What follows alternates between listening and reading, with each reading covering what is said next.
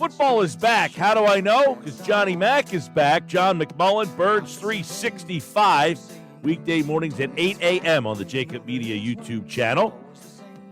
And he joins me now as the Eagles are back on the field. And we got plenty to discuss as the Birds are back. Johnny Mack, what's going on, my man?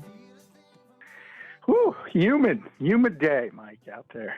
But day one in the books. Humid day caused someone to yak today, huh?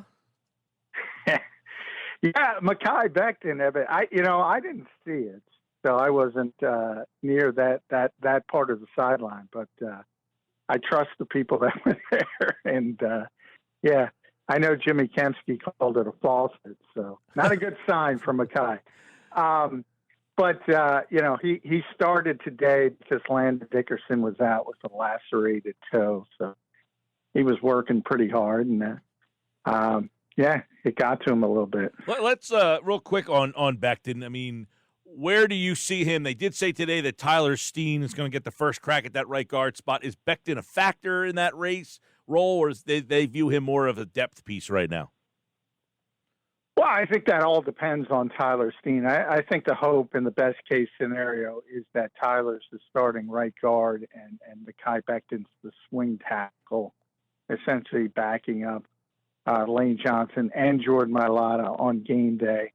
And to be honest, even Tyler Steen as well at right guard. And he's been, mainly at left guard because Landon not only missed today, missed minicamp, which was an excused absence. Now he's got a lacerated toe. So he'll be back soon. He's day-to-day, Landon Dickerson, and then we'll get a better feel for how much they want to look at Mekhi Becton at right guard. I always kind of think back to the Super Bowl season of 2017, and the similarities are pretty stark. Isaac Seumalo was a third-round pick originally, and that was his second year, and they wanted him to take the left guard job at the time, but very similar, obviously. And he started week one, and it wasn't good early in the season, and they benched him, and they went to Chance Warmack for a while. They ended up on Stefan Wisniewski. So, the hope is Tyler Steen seizes the job, but if not, they've got plenty of contingencies, and Mekhi probably leads the list. But, don't forget Matt Hennessy and don't forget Max Sharping, because they're veteran guys who started in this league, and they might be the sort of the safety net like Wiz was. Maybe not great play, but at least if you have to play those guys, it's probably going to be at least competent. A lot of discussion about the play calls and whose offense and what it's going to look like. I know it's day one. Was there any noticeable difference about how the offense is run, how it might be run, and what it looks like?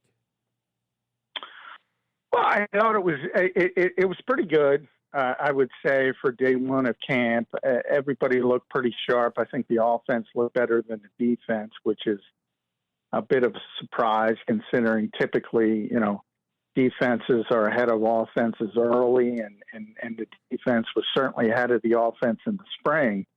And then today, most of the plays, there was only one real splash play, a nice touchdown from Jalen Hurts to Dallas Goedert, about 30, 35 yards, and nice throw.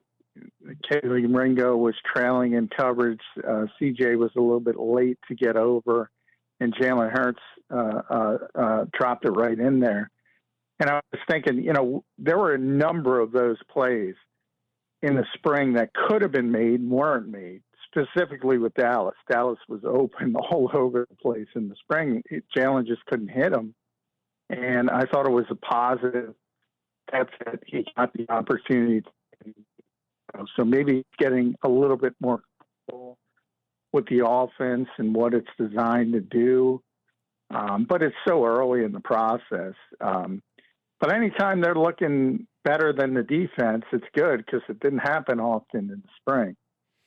John McMullen, Birds 365, weekday mornings, 8 a.m. on the Jacob Media YouTube channel here as the Eagles open up camp today. A lot to discuss on that side of the ball offensively here. And a lot of what did you make of Hurts coming out saying, before I take any questions, I'm going to address, the whole, him and getting along with everybody. Was that a surprise? Yeah, he does that every once in a while. It's kind of funny. And on a typical press conference, say after a game, they put a little bottle of water up there. He likes to open it and, take a little swig before he starts. And there's always, maybe reporters who aren't too familiar with him might jump the gun and try to get that first question in. And he kind of goes in a different direction. And that's what he did today. I think, if we go back to a mini camp and what he didn't say, it really wasn't what he said. It's what he didn't say about Nick Sirianni. I think people were disappointed in the organization because it was a layup. It was an easy answer. It was, hey, he's doing great. Next question, basically. You don't have to go into a long soliloquy. That's all you have to say. And he didn't say it. And the problem was the timing. Because they were going away for 6 weeks. And you're on the radio every day, Mike. You see all the rampant speculation because people can take it any way they want to go. And I think from the organization standpoint, it's, take control of those situations, make the layups when they're there. And I think he tried to do that today. Yeah, that story, the whole thing that does, now, today, Hurts admits the lack of the coordinator continuity has been difficult, but he, is excited to work with more. That all that stuff. Yeah, okay, the lack of continuity there. He's excited to work with Telmore. Of course, he's going to say that. But the whole thing of the offseason getting to where him and Sirianni maybe aren't on the same page or there's something there, I just can't see that it would got to that point, right? That just doesn't add up to me that Sirianni and him wouldn't get along in any aspect, and they kept Sirianni around, right? Or am I off on that? Well, he said they weren't on the same page. He said that at the press conference. Ultimately, the transcript will be out. People can see it. He said it at one point. That happens, though. I think, look, he's very close with Brian Johnson. Brian got scapegoated. Maybe he was upset by that. Early in the process. Maybe he's getting over it. Time heals all wounds and things like that. It's interesting how Roseman talked before practice, and he said someone asked him about the continuity and that Jalen has not had, which, dates back before Philadelphia. And how he was kind of honest about it in the NFL is, look, you lose people if you're not good in this league, and you lose people if you are good. So, the continuity part of it's really sustainable if you want to be as good as you expect to be, because you saw it with Shane Steichen. He's a head coach. You'll see it this year with Kellen Moore if the Eagles are successful. It's probably going to be a head coach. Yeah. And if you fail, same thing. If you fail with those expectations, maybe Nick Sirianni's gone. Maybe the whole coaching staff besides Jeff Stoutland is gone. That's the way it works in this league. So it's kind of tough. And Howie kind of chuckled because he's the one who's got continuity and he's the one who's always here. But I think people should realize that's rare. Yeah. Howie Roseman. So from the coaching perspective, if you're good, you're going to lose coaches. If you're bad, you're going to lose coaches. John, what do you make of the whole? Is it news to you about, people saying Roseman gave his version of the hiring process today? Sirianni had said Moore was his pick. There's been some reporting that says not the case, and then others have said, that's not normal that the GM picks the coordinators. That we see the Hard Knocks where the giant Dable comes in. I'm going to go offer the job, and boom. Chase Daniels on the podcast the other day said that's not normal. So what do you make of that whole dynamic between Roseman, Sirianni, and how they got to the coordinators? Yeah, how he didn't hire the coordinators, and I was the one who asked him that question, and he gave a pretty thoughtful answer, I thought. Certainly there's a collaboration aspect of it, but bottom line, he said, I'm in charge of the players. That's my responsibility, building the roster. And Nick's in charge of his coaching staff, and that's his responsibility. So he did end up at that level. I think it's the reputation he has around the league of being this omnipresent, puppet master. Sometimes I think he likes it. Sometimes I think he doesn't like it. But in this instance, I wrote about this at Sports Illustrated, and I sent it off to the Eagles before I published it, not to get their approval, but to ask anyone, a bunch of different people, do you have any pushback to this? Do you dispute any of this? And not one of them did, and that's the fact that Nick hires the coaches. Now, when he doesn't have a coach, Howie will often gather candidates, and then Nick will interview them and ultimately make the same decision. So there's a lot of collaboration, and that's what he was saying. It's the same thing when he was drafting Quinyon Mitchell, used that example. And, Nick has people he's very close to at Toledo, and he gave his thoughts on the pick, and it just made Howie feel better. And Howie said, look, I've been around this league for a long time. So have Vic, and so has Kellen, and I've had prior relationship with them. And if it made Nick more comfortable, that's fine. But ultimately, he said it's Nick's responsibility. Everything I've heard behind the scenes said it was Nick's responsibility. And they're very good liars if they're lying. And I don't see why they would lie. John McMullen, Birds 365. I look at the news this morning. It just seems, as you wrote at Sports Illustrated, kind of bookkeeping, but Cooper DeJean being a part of the bookkeeping. 3 weeks, I don't know what he was doing. Maybe yoga, maybe he was whatever. He was in a weird position, apparently. But how much does that put him back? They say, hey, we expected to be ready, but you're a rookie, second-round pick, don't really know what your position is yet, and now you have to miss 3 weeks. What does that do? Yeah, Nick admits it'll set him back. Training camp isn't that, it's not like the old days when it went on for 8 weeks, it seemed. This is a significant portion of time. It's supposed to be about 3 weeks, and I think a lot of people thought he might push Avonte Maddox to be the starting slot corner week 1 against Green Bay and Brazil. I don't think that's going to happen now. You never know Avonte and his health problems and if he's going to stay healthy. But if he does stay healthy, I think it's a pretty good bet now that Avonte Maddox is going to be the starting slot corner no matter what. And maybe this just pushes things back to week 4, week 5, but they certainly want to get Cooper DeJean and even more so Quinyon Mitchell on the field. And I think they will this season, but it doesn't help. And obviously you start to wonder, the reason Cooper was the 40th overall pick and not in the 20s or somewhere like that, like Quinyon Mitchell, is because he broke his fibula at Iowa. So now you have injury stacked on injury, and you're going to hear those questions. And it's tough to stay on the field at times in this league, but it's only going to be about 3 weeks. It's not the worst thing in the world. And you do have to, and I agree with the Eagles from the perspective of, especially with fast guys, and Cooper's tremendously athletic, tremendously fast.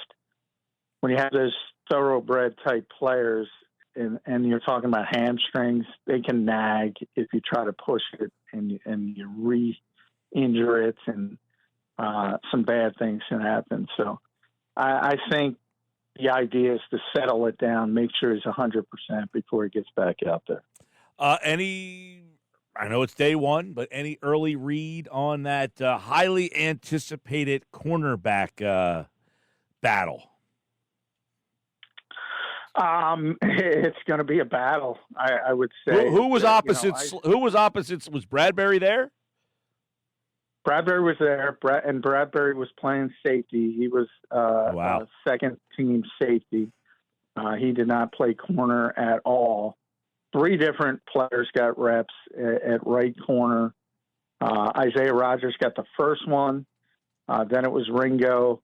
Then Quinyon Mitchell. Interesting, Quinyon played all 3 positions. He was Slay's backup on the left side. He played at a couple reps as a slot corner, and he also played on the right side. So pretty interesting how much they're throwing at him early in the process.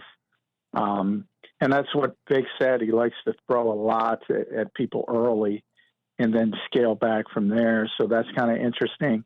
They also seem to have 2 different mindsets, sort of a run support base, which is where Rodgers played, which is interesting because he doesn't really have a reputation in run support. And then the more pass heavy group, pass defense, Ringo was out there and Nakobe Dean was out there at linebacker along with Devin White. Whereas in that run package, it was Devin White and Zach Bond plus Isaiah Rodgers. So it looks like he's going to mix and match, and it's going to be interesting to see how the carousel stops in the back 7, not just the defensive backfield, but also the linebackers. Right. I mean, so did I read also Maddox played some safety as well? Yeah, he was the 3rd-team safety. So it was obviously CJ and Reed Blankenship are entrenched. They're the starters. And then it was Tristan McCullum and James Bradbury were the 2nd team. And then Avante was on the 3rd team with Mekhi Gardner at safety. So it's interesting. It's rare that you see a first-team player also playing on the 3rd team. But that was what Avante was doing. And staying in that safety room, Sidney Brown, he's on the PUP list. But what are you thinking about? Is he a factor in this safety race at all in your mind? Well, he's going to be back relatively early in the season. It's a matter of how early and how cautious the Eagles want to be. He thinks he's always put week 1 as his goal. But he tore his ACL early January, whatever it was, 6th, 7th, in week 18. And it's a 9-month injury generally when it comes to rehab. Like if you saw him today, he was out there again today. He was out there throughout the spring. If you saw him, you'd say, wow, he looks like he can play right now. But ACLs need a certain amount of time to heal from a medical perspective, and that demarcation line generally 9 months, and that would push it into the season, week 2 or week 3, and then you start to say, all right, how cautious do you want to be? Because the NFL liberalized the roster rules this year, and you can put guys on injured reserve before the cut to 53. Now you can have 2 guys that you can designate to return. You used to not be able to do that. You used to have to keep them on the 53 and then put them on IR. Now it's easier. They could put him on IR. That means he misses the first 4 games, and he's back week 5. I think that's the worst case scenario for Sidney Brown, missing 4 games. But if they think he's going to be ready before that, they'll just carry him. And when he is back, he'll be the 3rd safety. John McMullen, Birds 365, weekday mornings, 8 a.m. on the Jacob Media YouTube channel. Any separation at the 3rd wide receiver? How are they using that 3rd guy? Oh, well, yeah. I mean, if it's one day, it's over. It's Ferris Campbell. He had a good day. He might have had the best day of anyone today. He really handled the young corners, especially, pretty well today. Had these violent comeback routes where he just fooled the corners with his speed and then stopped on the dime and came back. He did it 3 times. He had a really good day. So, how he said before, he admitted we're going to be looking at that position basically on a daily basis. Paris Campbell's been in the league for a while and hasn't produced. So, one good day, he's a former second-round pick. He's got talent. Everybody knows that. So the key is going to be consistency. But right now, he's far and away the leader in the clubhouse, and we'll see how it shakes out. I mean, if that consistency doesn't hold up from day to day in practice, then you probably start to see how he's looking around, maybe outside the building, because there's not a lot of options. The Eagles' depth is not good at wide receiver. The top two are obviously phenomenal, right? But the depth on paper is not good. Got any look at Nolan Smith? There's some buzz about, Darius Slay said, look for him to have a big year, and that gets people excited. Any thoughts on, did you get a chance to possibly see what kind of role he might have? Well, Nolan's going to be in the rotation. Third guy, fourth guy, either or, depending on how much Brandon Graham's going to play. So, the main guys are going to be Bryce Huff and Josh Sweat, and then it's going to be Brandon and Nolan Smith. So he's got to play. He's going to play far more significant snaps. He's gained some weight. He's up to 245. He looks visibly stronger, so that was a part of it. But I think with Nolan, the biggest issue was the shoulder, and we're going to have to see if it holds up. The Eagles were very excited to get him where they got him, and I know the rest of the league was not happy that the Eagles got him. But if that shoulder proves to be problematic again, and it's a degenerative type condition, that could derail him pretty quickly. Otherwise, I think he's going to be a good player, and people jump the gun. Sometimes it takes. Not everybody hits the ground running in this league as a rookie, and I don't think you should be writing people off just because they didn't, they weren't Devon Kearse in their rookie year. On the flip side of Nolan Smith, Brandon Graham, you mentioned him, his 15th and final season. He said today, it's my last year. I'm just going to try to soak it all in. Does Graham have a minor role, a similar role to what we've seen in the past? What do we think about Brandon Graham in his last year? Well, I think it's very similar, and it might even be more because the Eagles have been very cognizant as he's gotten to the later stages of his career, putting him on a pitch count to get him. They always knew, because he said it he's been very honest. He wanted to get to 15 seasons before he retired. This is his 15th season. He breaks Chuck Bednarik's record. He's already played more games than any other Eagle, which is phenomenal if you think about the start of his career. Had pitch counts over the past 2 years, understanding he was going to be back the next year. Now he's not going to be back. So they might say, let's use all the gas in the tank, because he's a very effective player when he's on the field. He's certainly willing to do it. But I think a lot of that has to do with Nolan as well. Look, if Nolan's not playing well, then you either have to hope Alex Hunt is not a redshirt player and is more of a natural and he can be impactful, or somebody like Julian Okwara, and you're going down the depth chart. So if they need him, he'll raise his hand and he'll go out there. So I think it's a little counterintuitive. I think everyone assumes Brandon's going to play less. I think he might play a little bit more because it is his last season. Well, John, football's back. I know the people have been asking, when's McMullen back? I said, well, the Eagles aren't back yet, but now they are. And there's John McMullen at JF McMullen on the X platform. And, of course, you can check him out weekday mornings at 8 a.m. on the Jacob Media YouTube channel. And tonight, during training camp days, just a little, I'm going to be on 6 to 8, so it's going to be a night show, 6 to 8 at night. So was there no show this morning? Was there no show this morning? There was like a half hour. Gotcha. I had to get down there very.